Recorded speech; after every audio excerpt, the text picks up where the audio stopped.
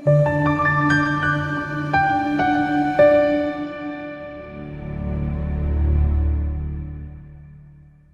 ukukhuluma nawe kwi-channel kama uPastor WeNingi. Sokhuluma ngamaphupho. Ungakhohlwa ukusubscribe. Sicela nokuthi ulike, ikona okubaluleke kakhulu ukulike more than anything else. Sobheka nje iphupho likaPhilisiwe la Vusiwe uthi ngiphupheke la umuntu wesifazane engingamazi oyintombazane engiphake iwashi legolide nelesiliva abe u2. Okay, sizoyichaza kanje. Into yokuqala umuphupho umuntu ekunikeza iwashi elibizayo. Lolu uphawu luhle kakhulu. Iluvamekile esikhathini ukubika inhlanhla.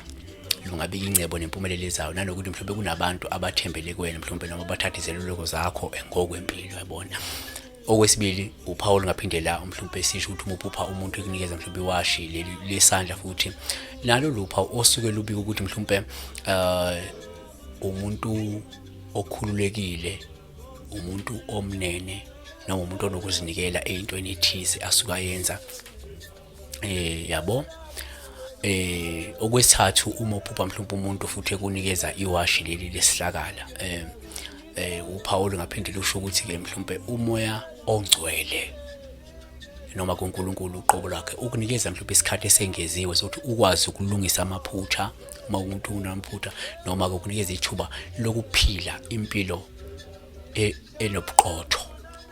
Okugcina umuphupho umuntu ekunikeza iwashi njengoba usho engaba ilesiliva nelegolide kungamawashi amabili nakuba kungayichazi inhlanhla lokho, kodwa ngaphinde kusho isidingo sokuthi mhlawumbe ufake isiphandla okungenzeka mhlawumbe kuzofuneka ube neziphandla ezi2, mhlawumbe isiphandla sakhabo mama wakho, mhlawumbe nesiphandla sakhabo baba ngenxa yokuthi lamawashi mabili njengoba iwashi liyakwazi ukuthi limele lesimo sesiphandla komunye umuntu. So kungenzeka kunesidingo sokuthi mhlawumbe ufake isiphandla noma zibe yithule eziphandla noma lezi phakudla lezi ngabe siphakudla sakhabo mama wakho owesakhabo baba yabona noma kushuthi ngaba umsebenzi ozodinga ukuthi wenze ukufaka iphandla zibe mbili.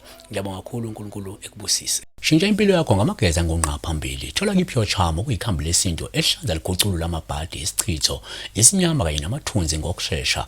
Kanti ungaphinda usitholele umazibuthi oyikhambi lingashaya eceleni uma ufuna ukuthi uthandeke ugqame wedwa noma ke ufuna ukuhlala unemali zikhathi zonke. Faka i-order lakho njengamanje. Shayela umakhosi amakhulu ku-079 267 0928. Uma ukude ungakhathazeki uzolithola ngePostnet i-order lakho. Makhosi amakhulu, the Royal Herbs.